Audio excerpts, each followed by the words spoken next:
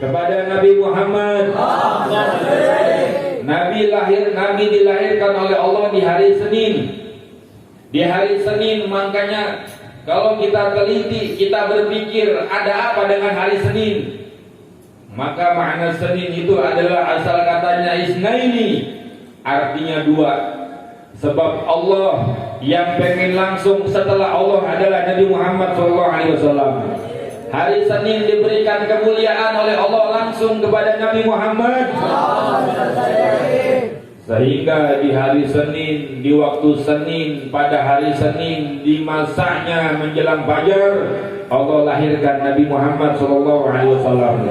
As-Said Amin Qutbi menukilkan daripada syair kitabnya Syekh Muhammad bin Ali Al-Maliki, ya Lailatul Itsnain ma basafahat, wahai malam Senin, apa yang membuat dirimu mulia, apa yang membuat dirimu wangi, dirimu harum wahai malam Senin? Maka setelah diteliti, dijawab oleh malam Senin, karena dalam lahirku, dalam masaku, di hariku, kata hari Senin, dilahirkan daripada Nabi Muhammad SAW.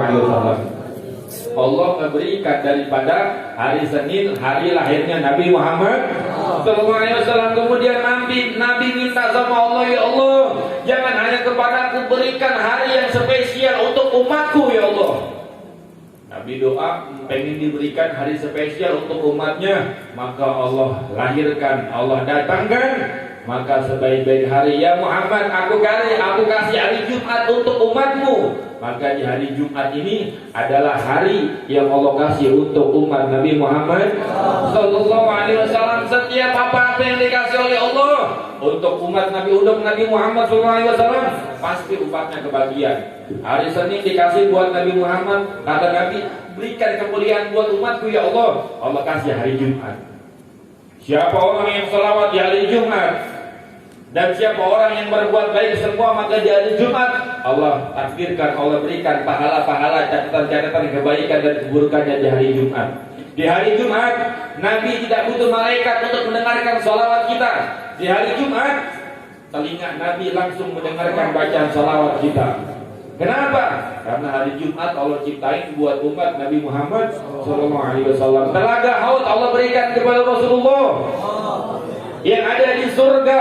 Telaga Haud yang dimana semua para nabi, para anbiya, para mursalin, para salafun soleh, orang-orang berbondong-bondong pengen minum dari telaganya Nabi. Tidak ada satu gelas pun yang bekas yang untuk umat Nabi Muhammad, kecuali gelasnya baru diberikan kepada seluruh umat Nabi SAW. Diberikan minum, air minum dari Nabi, dari telaganya Nabi, telaga Haud. Siapa orang yang minum dari airnya Nabi, maka selamanya dia tidak akan pernah haus di tenggorokan selama-lamanya. Para umbia, para mursalin, para nabi, para syuhada, para solihin, orang-orang soleh pengen minum di telagaan Nabi SAW. Nabi berdoa, ya Allah, jangan cuma telaga Haud untukku, ya Allah, berikan untuk umatku, kata Nabi Muhammad SAW. Di dunia Allah berikan air yang paling suci, yaitu air Zam-Zam buat umatnya. Setiap apa-apa yang diberikan Nabi pasti dikasih ke umatnya. Hari Senin buat Nabi, Nabi bilang, berikan untuk umatku ya Allah, aku kasih hari Jumat ya Muhammad. Nabi pengen minum, Nabi berikan umatnya telaga Haud yang dimana dikasih air tidak akan haus tenggorokan selama-lamanya. Nabi bilang, ya Allah, berikan untuk umatku. Nabi Allah kasih air Zam-Zam. Aku kasih ya Muhammad air Zam-Zam di dunia untuk umatku ya Muhammad. Di Amul Husni tahun kesedihan Nabi, yang Syekh Ali bin Abdurrahman Ad-Dibai beliau mengatakan, yamutu abuhu wa ummuhu wa yakbuluhu jadduhu, thumma Abu Sakikun Abu Thalib, tinggal mati oleh ayahnya, ibunya, pamannya, kakeknya. Nabi ditinggal mati oleh Siti Khadijah istrinya dalam keadaan sendirian. Maka Allah hibur Nabi di malam Isra Mi'raj. Allah hibur Nabi, Allah letakkan Isra Mi'raj di hadapan Nabi. Kemudian Nabi berdoa, ya Allah, berikan satu malam kemuliaan untuk umatku ya Allah. Allah berikan Lailatul Qadar di malam bulan Ramadan. Shallu ala Muhammad. Setiap apa-apa yang dipengenin sama Allah buat nabinya, umatnya pasti dapat. Akhirnya apa? Di dalam bulan puasa umatnya berbondong-bondong menunggu Lailatul Qadar. Inna anzalnahu fi lailatul qadr wa ma adraka ma lailatul qadr. Lailatul qadri khairun min alfi syahrin tanazzalul malaikatu war-ruhu fiha bi'idzni rabbihim min kulli amrin salamun hiya hatta matla'il fajr. Untuk siapa? Umat Nabi sallallahu alaihi wasallam. Dimanja, kita ini dimanja. Makanya kullu ummati yadkhulul jannah illa man aba, semua umatku masuk surga kecuali umat-umat yang enggak mau. Apa itu? Yang waktunya ngaji dia dibentrokin waktunya, disibukkan waktunya. Waktunya ngaji dia tidur, waktunya ngaji dia nyari dunia, waktunya ngaji dia kerja. Terus semua orang yang mencari dunia finishnya adalah kematian. Makanya Syekh Mutawali As-Sarawi paling bingung sama 3 orang. Siapa namanya? Syekh Mutawali As-Sarawi. Kata beliau mengatakan, "Anja betul salasin, aku bingung dengan 3 orang ini." Kira-kira 3 orang ini kita termasuk enggak orang yang dibingungin sama Syekh Mutawali As-Sarawi? Beliau mengatakan, "Anja betul salasin, aku bingung. Bagaimana nih pikiran sama 3 orang ini?" Kata Syekh Mutawali As-Sarawi. Yang pertama beliau katakan, "Aku bingung, rijalun yajri wal mali wal malu tahdikuhu." Aku bingung sama orang manusia yang dia berjalan di belakang hartanya, padahal dia hartanya bakal ninggalin dia. Banyak lagi begitu. Jalan di belakang hartanya bakal ninggalin dia. Bingung tuh Syekh Mutawali As-Sarawi. Bingung. Jalan di belakang harta, ya Allah, harta ini apa? Orang kaya masih nyari duit, betul? Siapa yang kaya di sini? Tetap masih nyari duit, betul? Iya, cuma beda orang kafir sama orang beriman beda. Orang beriman nyari dunia buat akhirat, saudara. Capek dagang, capek dia ngurusin akhiratnya. Buat akhirat. Kalau orang kafir nyari dunia buat dunia. Makanya orang kafir kekal selamanya di neraka. Tapi umat Nabi sallallahu alaihi wasallam dia cari dunia. Dia dagang. Pengajian di DM seminggu 2 kali. Malam Senin, malam Jumat. Saya mau tanya, kira-kira manusia kalau kakinya satu lumpuh apa enggak? Lumpuh apa enggak? Apa namanya? Enggak pincang apa enggak? Pincang. Begitupun orang-orang yang ngaji di sini. Orang yang ngaji cuma malam Jumat doang, malam Senin enggak ngaji, lumpuh kakinya. Orang yang ngaji malam Senin doang, cuma malam Jumat enggak ngaji, pincang kakinya. Sebab apa? 2 malam ini adalah malam yang dimuliakan oleh Allah dan Nabi-Nya. Malam Senin dan malam Jumat. Malam Senin ada Burdah Imam Busiri, seorang yang lumpuh, yang dia menulis syairnya untuk Nabi sallallahu alaihi wasallam, sehingga dengan syairnya lumpuh Imam Busiri menjadi sembuh di dalam qasidah Burdahnya. Malam Jumat, malam di mana diberikan oleh Allah yang saya katakan tadi, sehingga 2 malam itu adalah malam-malam yang kita tabarukan ngaji di tempat ini. 2 malam itu, malam Senin, malam Jumat. Tanyakan kepada orang-orang soleh, malam apa yang paling baik?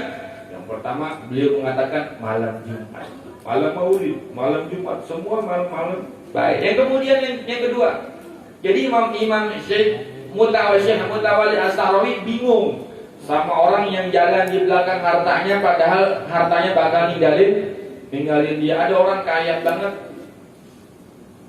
di dalam kuburnya ada jam tangannya apa tuh yang lagi viral tuh, yang apa, Rolex tuh, di jam tangan Rolex, PC-nya 17 juta.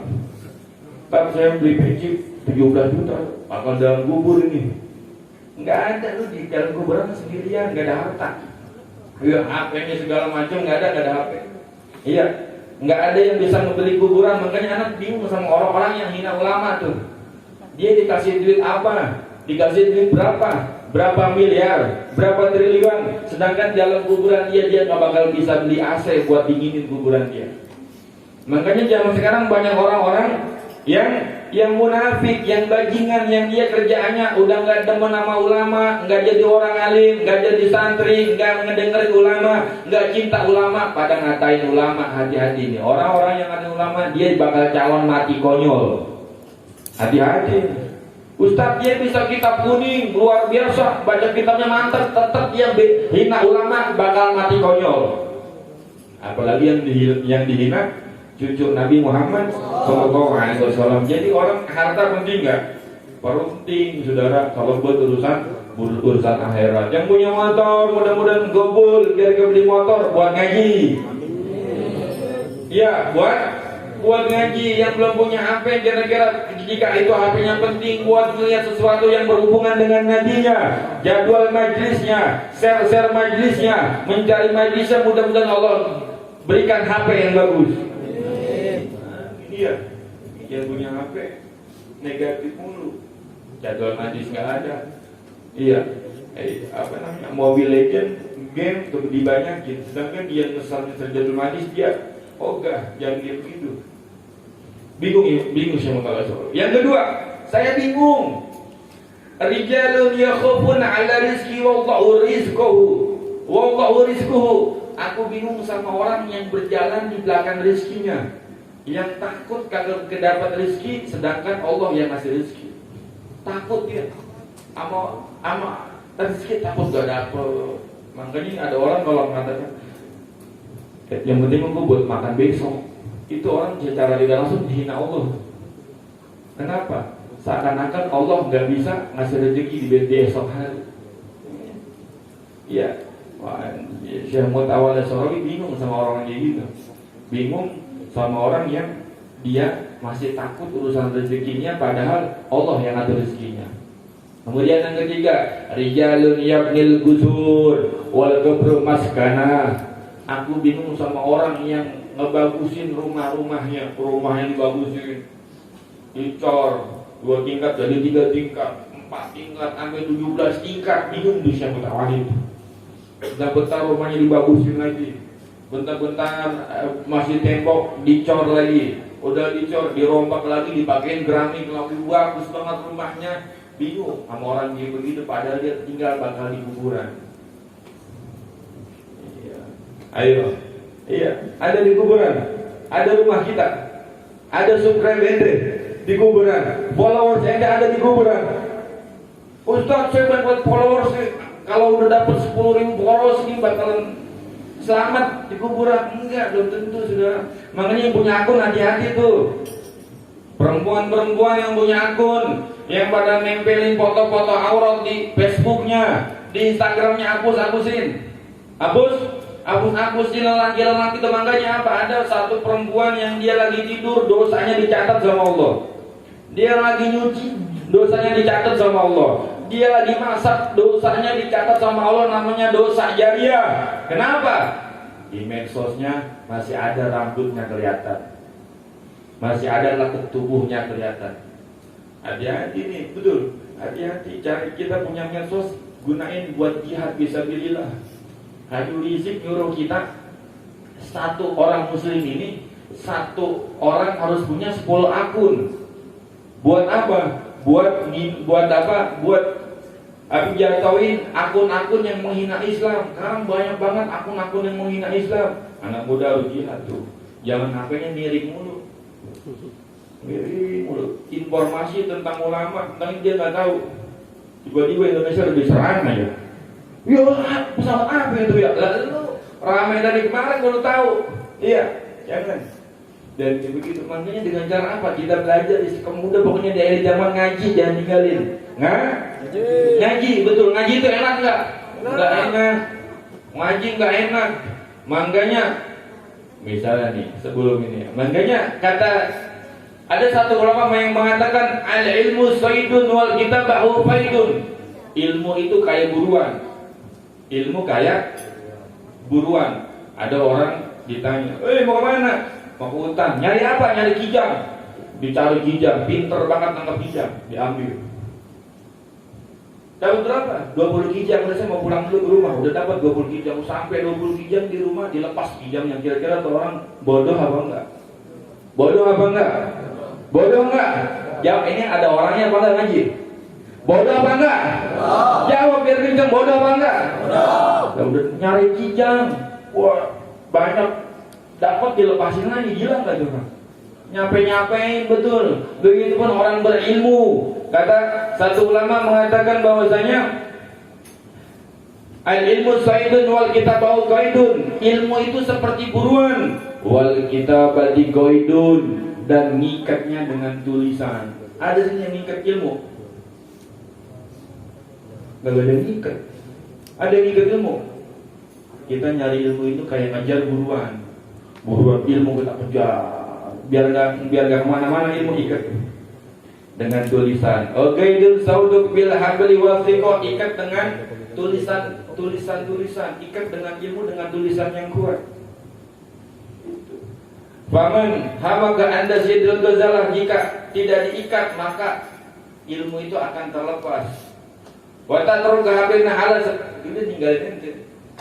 Makanya banyak orang yang ngaji minimal bawa 1 lembar, bawa pulpen. Itu saksi ente. Dia punya anak, punya anak umur 17 tahun, mau di mana? Mau ngaji Pak? Ngaji di mana? Sono Pak. Lu ngaji apa di sono? Tanya, ngaji hadis Pak. Mana buktinya? Nggak ada Pak. Dulu ngajinya mobil, gak bawa pulpen, nggak ada Pak. Coba kalau ente sekarang ngaji nulisnya. Gua ngaji di Ustaz Musa 20 tahun nulis di koma. Terus belum nikah, udah nikah, punya anak, punya cucu, gua masih ngaji baik. Kitabnya begini. Kasih ke anaknya lu cucunya. Sini. Cuk, sini Cuk. Kasih tuh anggawanya tuh. Apa ini? Nih. Ilmunya sama enggak sama guru lu? Tuh. Samain. Coba kira-kira gua ngaji di guru gua ilmunya begini sama enggak? Dibuka sama cucunya. Cucunya ngerti kita. Wah, dulu kakek nih, Masya Allah ya. Dulu pokal kakek di majlis. Masih muda soalnya enakan. Atau pokal, atau baca atos, atau pintar kakeknya. Iya, coba kalau yang ngajinya atos kagak bisa, Yasin bledat, ngajinya udah mau maulid datang, atos jaga inian, tanya majudinya, Pak atos apaan Pak? Nggak tahu, katanya ngaji di HP, atos nggak tahu, makanya orang kalau nonton ibu susah diomelin gua sama guru, betul? Emang guru ngomel enak? Guru ngomel enak gak? Nggak enak boy. Enggak, cuma kita diam aja udah. Guru ngomel apa tuh? Wah, kalau ngaji di malam, apalagi ngaji di hari Ahmad lepas tuh deblak. Diomelin. Makanya kata Imam Syafi'i, isbir ala nurul jifa min mu'allim. Sabarlah engkau dengan apa? Ala nurul jifa min mu'allim, dengan sifat kerasnya seorang guru. Guru sifatnya keras, dia sabar. Mau diapain dia sabar? Isbir ala marrazifan min mu'allim, sabarlah engkau dengan sifat keras seorang guru.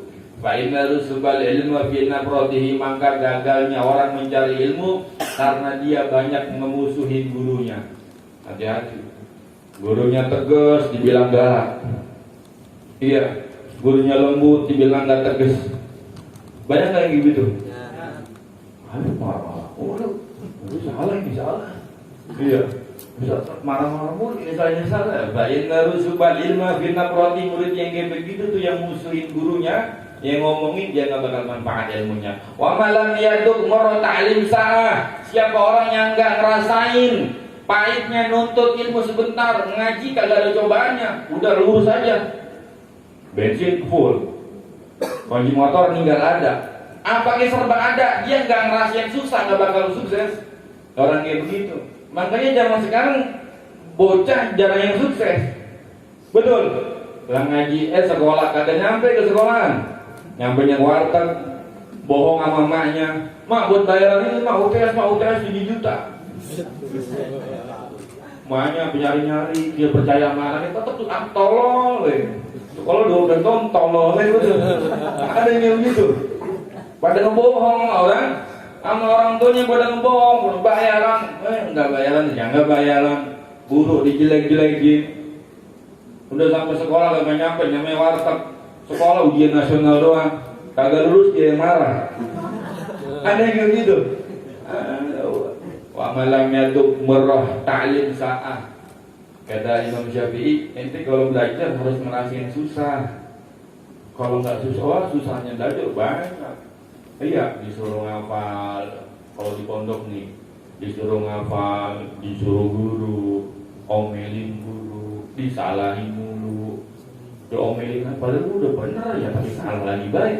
Bukan selalu salah di mata itu, di mata guru, apa tahu?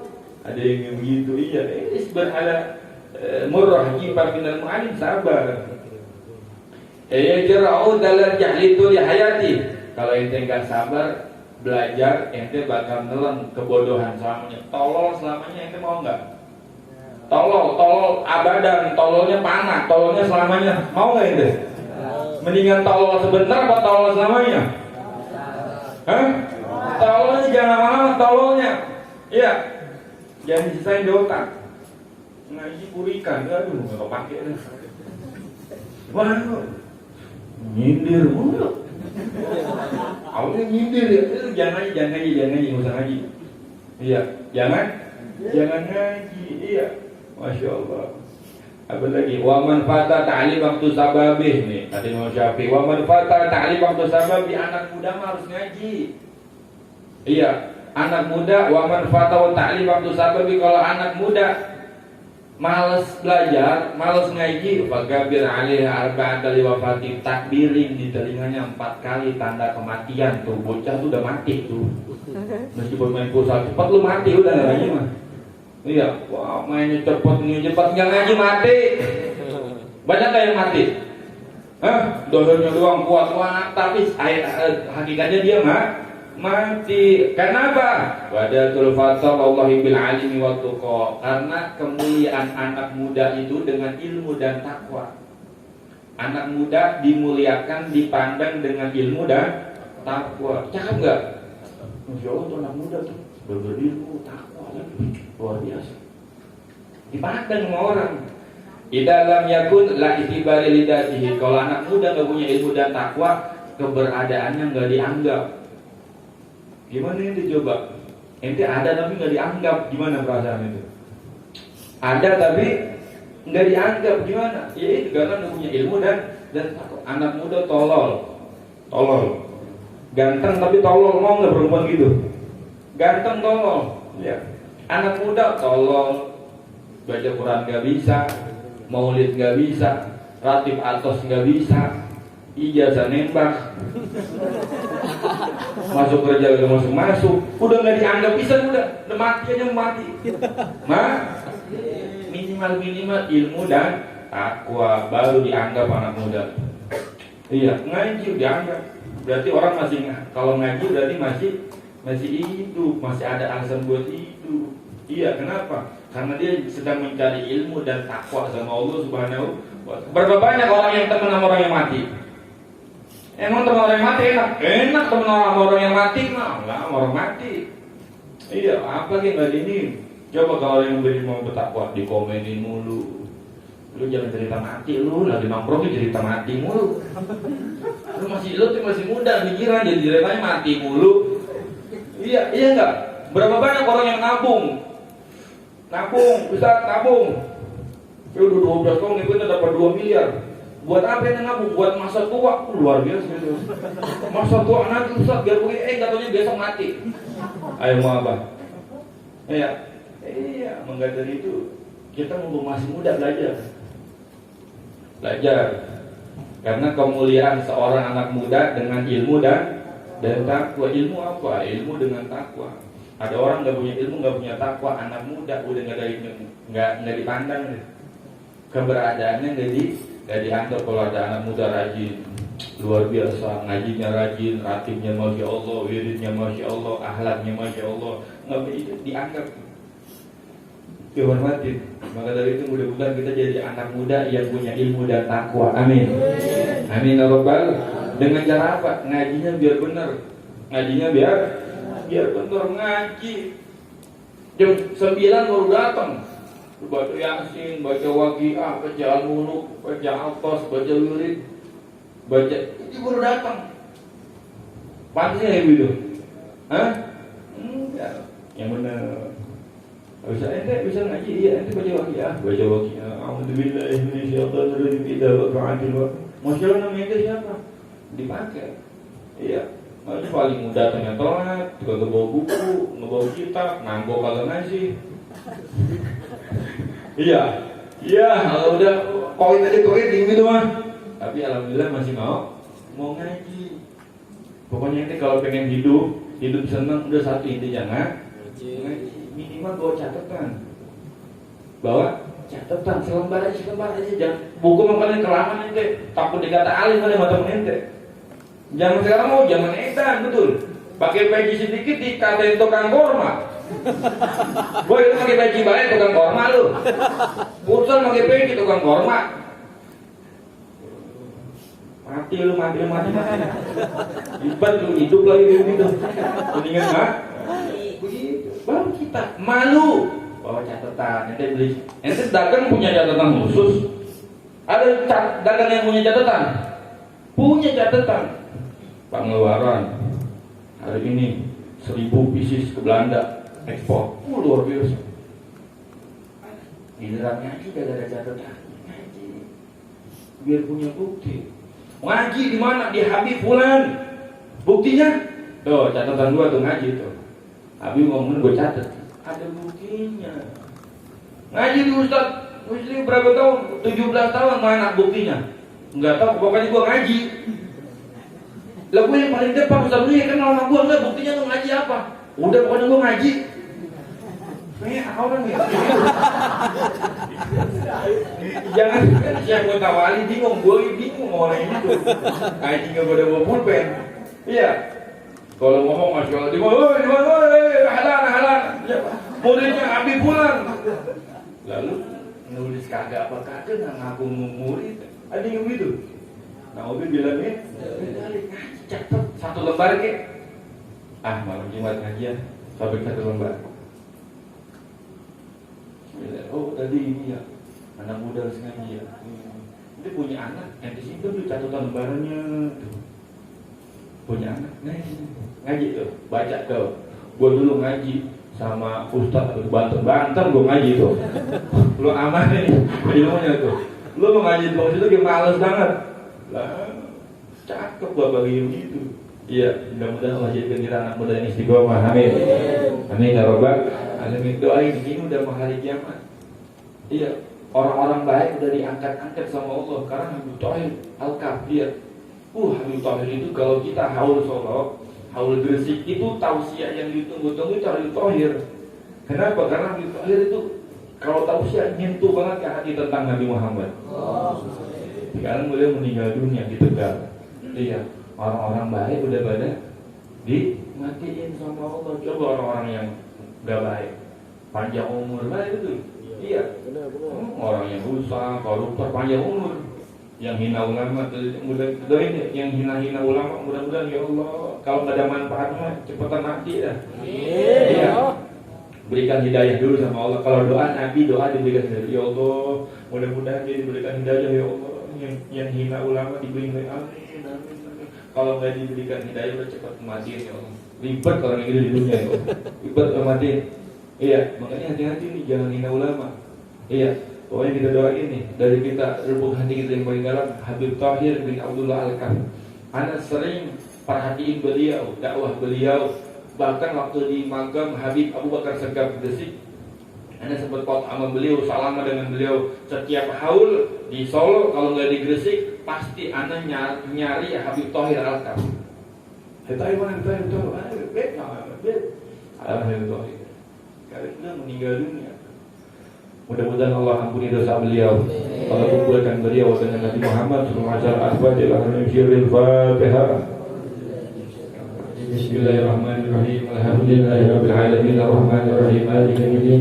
Iyyaka na'budu wa iyyaka nasta'in ihdinas siratal mustaqim. Siratal ladzina an'amta 'alaihim ghairil maghdubi 'alaihim waladdallin.